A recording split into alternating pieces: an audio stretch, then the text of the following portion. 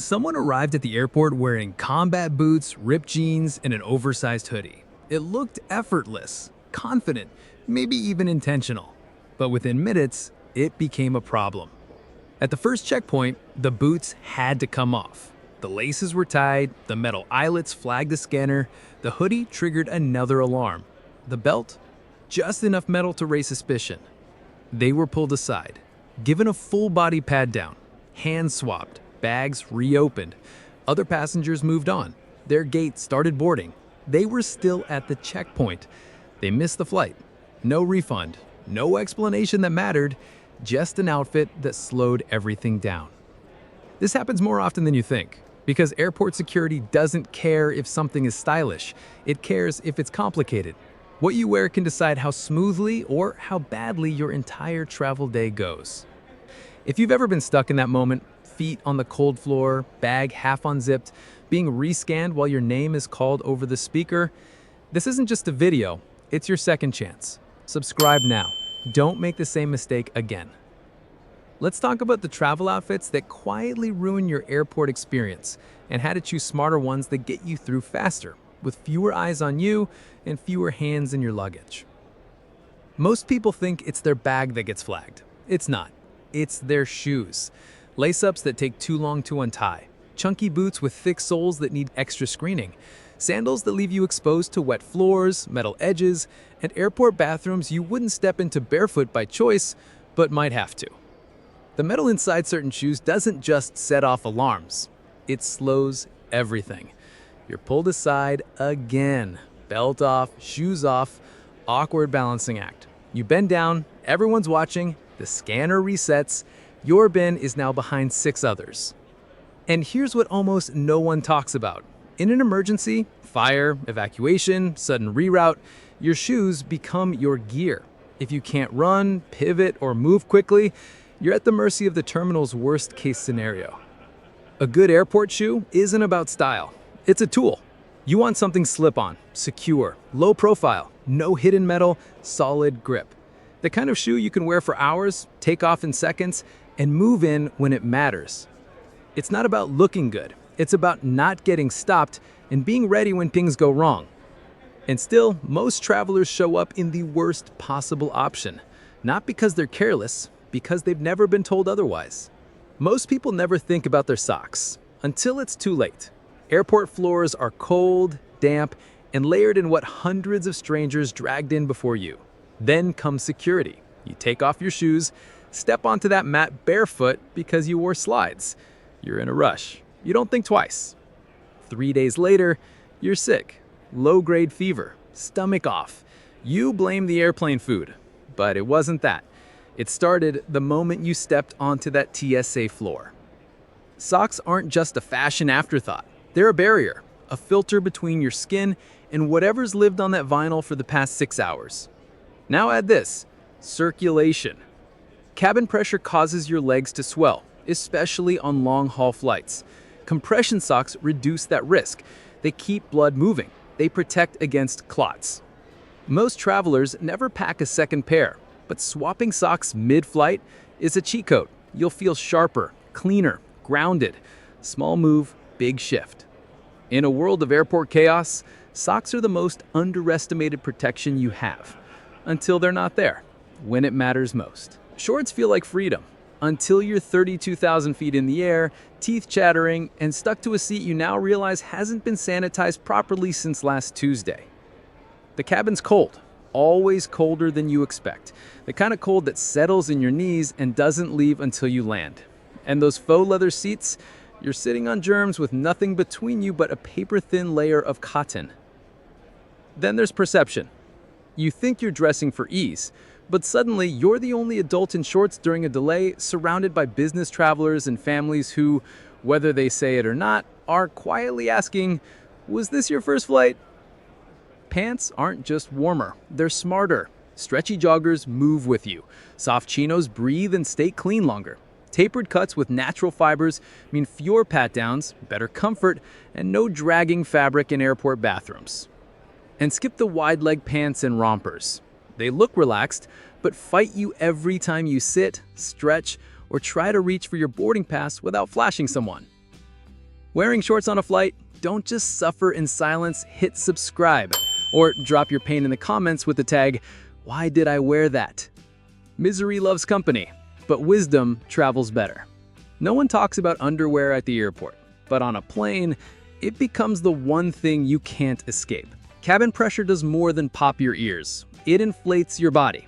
Slightly, uncomfortably, enough to turn your snug underwear into a seatbelt around your organs. Tight bands, lace edges, synthetics that trap sweat and stretch oddly after a few hours. What felt fine at 6 a.m. turns into a private torment by cruising altitude. Shapewear? Forget it. Compression has its place, but not when you're stuck in one position dealing with pressurized bloat and recycled air for hours. What works instead? Cotton, merino, microfiber that breathes, moves, and forgives. Natural fibers help regulate temperature, reduce friction, and stay fresh longer. And here's what smart travelers never skip: the backup pair. One fresh set in your carry-on, in case of turbulence, in case of coffee, in case of anything you didn't plan for but will wish you had. Because discomfort is quiet, but it doesn't go away, and it has no mercy at 37,000 feet. Most travelers overpack. The smart ones layer. At the airport, your jacket isn't just warmth, it's strategy. A well-layered outfit replaces pounds in your suitcase with pounds on your back, where they don't get weighed. Start with a fitted t-shirt. Add a breathable sweater. Top it with an outer shell that can take a hit. Dark color, wrinkle-resistant, and spill-proof, because someone's drink will find your armrest and your arm. But here's where it gets smarter. Zippered pockets. Real ones, not decorative flaps. Each one is an upgrade to your carry-on. Snacks, chargers, lip balm, passport, backup meds. Your essentials travel on your body, not at the bottom of a bin. It's not about fashion, it's about friction.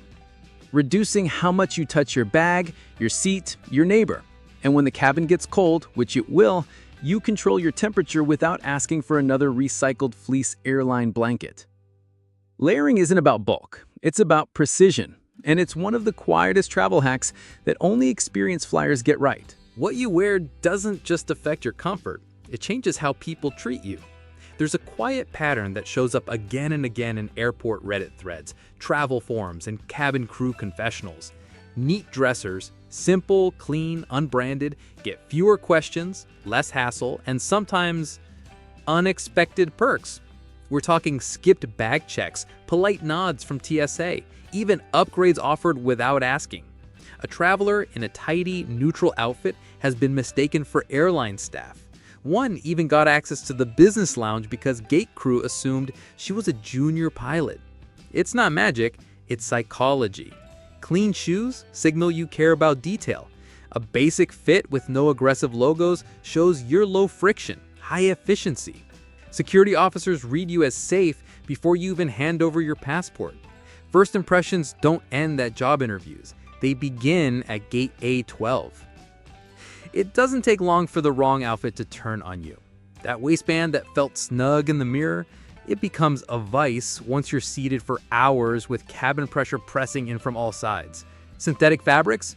They trap heat, hold odor, and leave you sticky and restless. Then there are the seams and buttons that seemed harmless until you're shifting every few minutes trying to escape a waistband snap pressing into your skin or a stiff seam carving into your lower back. The fix? Before travel day, put on your outfit. Sit in it. Really sit. In a chair, knees bent, back straight. If anything pokes, presses, digs, or rides up, it's gonna feel 10 times worse at 30,000 feet. Planes magnify discomfort. Your clothes shouldn't be part of the problem. Sometimes the attention you get isn't the kind you want. Travelers who show up in ripped jeans, metal-studded jackets, or spiked jewelry often find themselves in the random screening line again and again. There's no official dress code, but stories stack up. Black nail polish, a skull hoodie, even certain band tees seem to trigger closer inspection. And not just from TSA. You get second looks from fellow passengers, side glances from gate agents, and sometimes selective enforcement from customs. It's not about erasing your style, it's about knowing when to dial it down. Multiple seasoned flyers say they started dressing neutral and saw the pat-down stop. If you've ever been randomly selected while dressed like a rock star, maybe it wasn't random. Hit subscribe and stay off TSA's radar. Some accessories don't just slow you down, they flag you for extra screening. Heavy jewelry, metal belts, watches, even air tags can set off airport scanners or trigger pat-downs. It's avoidable. Use a travel pouch. Drop all your metal items into it before you ever reach the scanner. Slide it through separately. If you wear a medical device, don't wait to be questioned. Notify TSA in advance. Carry the official card or documentation, saves time, avoids awkward scenes. Remember, every airport is different. What slips by at JFK might get flagged at Heathrow. Play it safe. Stay smooth. You can't control delays, turbulence, or getting stuck in the middle seat. But your outfit, that's all you. Dress smart and the flight gets easier. Less stress, fewer surprises, more comfort. And sometimes, unexpected respect from crew or a faster boarding experience. You're not just choosing clothes, you're choosing how your travel feels. Control what you can. It adds up. You won't forget the day airport security made you take off your shoes, your belt, your jacket, and your dignity, all because of what you wore. It happens more often than you think. The wrong fabrics, flashy accessories, or a harmless outfit can trigger full body scanners, raise eyebrows at customs, or just leave you freezing in seat 34B next to a stranger eating tuna salad. Let's recap what seasoned travelers already know. Shorts, you'll regret them the moment cabin air hits your knees. Tight underwear, welcome to 4 hours of slow, silent discomfort. Rompers, wide leg pants, shapewear, TSA roulette. Heavy jewelry and air tags, those aren't just accessories, they're TSA delay devices. Layered, wrinkle-resistant neutrals, that's your armor. Neat, simple outfits, sometimes they get you treated like staff or bumped to business. Cluttered or edgy looks, more screening, more stares, less mercy. Your outfit isn't just fabric, it's data. It sends a signal before you even speak. Now, here's your moment. What's the worst outfit you ever wore to the airport? The one you swore you'd never repeat? Or maybe you've got a secret go-to combo that turns travel into a breeze. Either way, share it below, because someone's planning their next flight right now and they need to know. And if you've ever found yourself barefoot, holding your belt in one hand and your dignity in the other on that cold TSA floor, you already know what to do. Hit subscribe or suffer in silence. And tell us why in the comments.